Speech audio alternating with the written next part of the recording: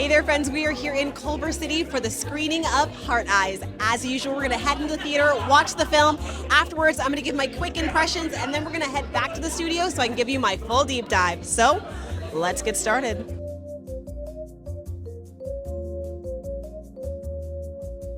This is like the best date night movie ever. It was so gory and so scary. And if you hate it, also say you love, it's great. And please, no spoilers. Okay? Alright, No. Wait, who's that? I thought this was Scream 7. Wait, what? Oh my God! The stars in the movie is Olivia Hall and Jacob Stefano. Okay, we are back, and I'm telling you right now, I have no voice.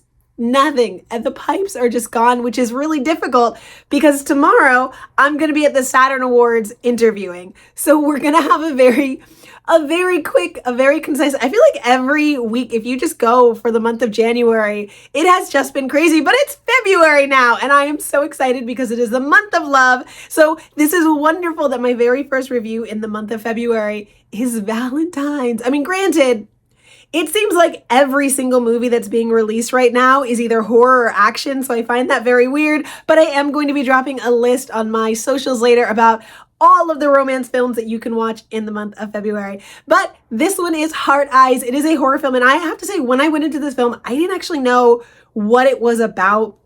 I had a few people who were hinting at me, but I hadn't watched the trailers. I knew that it was horror thriller, but this was truly the most unique horror film that I'd seen in such a long time. My God, my voice. I will get through this.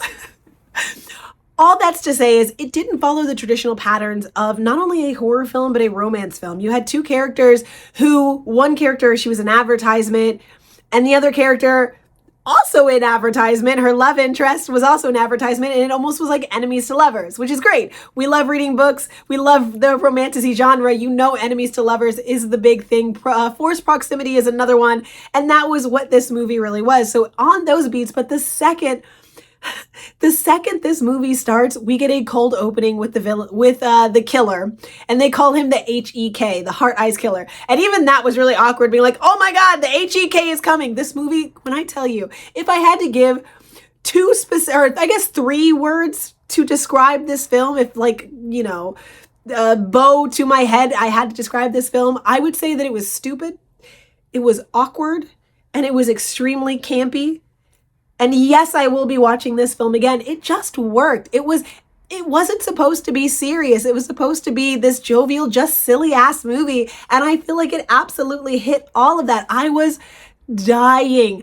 When I tell you, like, cute meets, they're typically really awkward. And the cute meet between the female lead and the male lead in this film was 100% awkward, and it was amazing, and it was memorable. And I think that's really what this movie is. This movie was memorable on all accounts. Yes, the Heart Eyes Killer is a silly thing. It's a villain or a killer who hates love stories. And I'm not going to ruin the ending for you because there is a specific reason why the Heart Eyes Killer is the way that they are, which is fine, great, and groovy.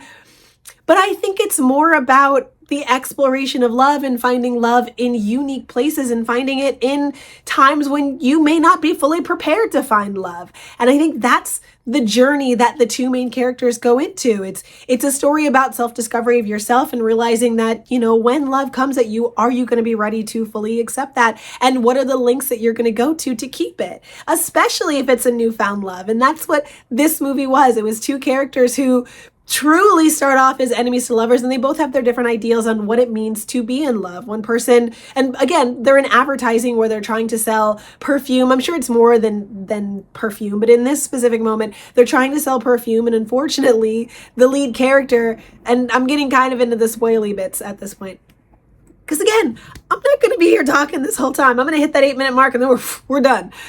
But suffice it to say, as we get into the more spoily bits of the movie, the lead actress is trying to do, or she did an advertisement for Valentine's Day, but I guess she forgot, even though the Hard Eyes Killer's been around for a few years. I mean, they're talking about him in media and they're warning citizens as Valentine's Day approaches, be careful. The Hard Eyes Killers is after couples, so maybe you should celebrate indoors rather than outdoors. This is just a widespread knowledge thing. Everyone knows the Hard Eyes Killer is out there. And for some reason, she, I know it's because she went through a breakup and she was getting her feelings out. And as a creative, you get your feelings out in the work. And she decided to do a campaign where she celebrates all of the most traumatic couples in the world. So like Bonnie and Clyde, who did not end well, Romeo and Juliet, who did not end well. And that was the campaign for this perfume that they were trying to sell at Valentine's Day. So naturally, they have to bring in Heartthrob to save the day. And, she's thinking that this beautiful, gorgeous man is coming to steal her job on Valentine's Day, which is such a bummer because it's just like, you're damned if you do and you're damned if you don't. And of course, him thinking that he's the suave, he's every woman's desire, he comes in with this obnoxious swagger that only a male protagonist can have. And she's just not feeling it because she's not, he's throwing all these wisecracks about, I know what love is. I've been around the industry. I've won all these awards for advertising for love. And I just know what's up and I can read you like a book. Meanwhile, she flips the script.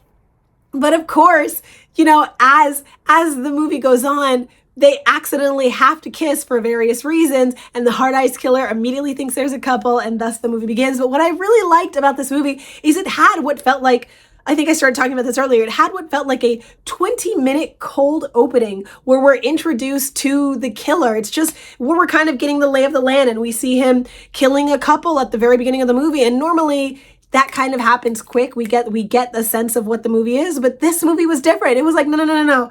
We're not just going to give you hints and shadowy figures. We're not going to imply anything. We're going to give you what feels like, and this movie is only 88 minutes long. So to spend damn near like a fifth of this movie just on the cold opening was so fun and cool. And I felt myself already immersed in this world, which you don't really get to see and feel. And I think this movie does a really good job of just understanding what genre it is. It's the campy genre and it leans into it so heavily. And I really appreciated that. Having a Hard Eyes Killer, having a villain who's going after couples is campy in and of itself. It's hard for us to sink into that because if you go too hard thriller and you just make it just a thriller, then you're really just playing with, the body horror or the graphic horror, the psychological horror.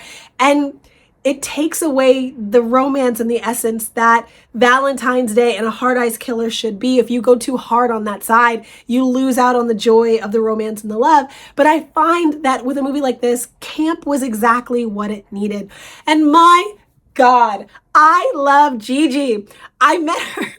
I got to meet her at the after party of this. And when I tell you, that is my soul sister. If I ever have an opportunity to be in a movie with anyone, it is Gigi. The more excited I get, the less voice I have. She's just beautiful. She brought life and energy. And I think she was only really in 3 scenes of this movie. It was a very, very tight cast. But every time she was on stage, she lit it up. I was captivated. She was funny. She had the one-liners. She had the energy. And it was just everything. This movie had a beautiful cast. You could feel how much fun everyone had on this set. And honestly, as much as I loved seeing the actors and the director at the after party, I want to talk to their writers. I want to be in that writing room because I feel like it was just laughs and jokes and it was fun and what a beautiful start. And mind you, I know that there are other films that I haven't seen yet. I still need to watch Companion. I'm going to the premiere on Monday of Love Hurts. So there are still a few movies in January, February, the lovey-dovey months that I still need to get, more familiar with. And I promise you I will. But this one, I'm so glad that this was the first film that I watched because I'm in love. I loved it and I will be watching this movie again. If you've seen this movie, let me know in the comments below. Is this something that you were excited to watch? Is this something that you feel like you're going to pass on? Let me know in the comments below. I need tea so bad. Okay, I'm going to go. Again, wish me luck at the Saturn Awards tomorrow. I don't know what I'm going to do. But we're going to figure it out because there are a lot of people coming and I've got a bunch of questions that I want to ask all these lovely, delicious people. So I will talk to you guys later. Make sure you like, follow, and subscribe, and I will see you guys. I'll see you guys soon. Bye.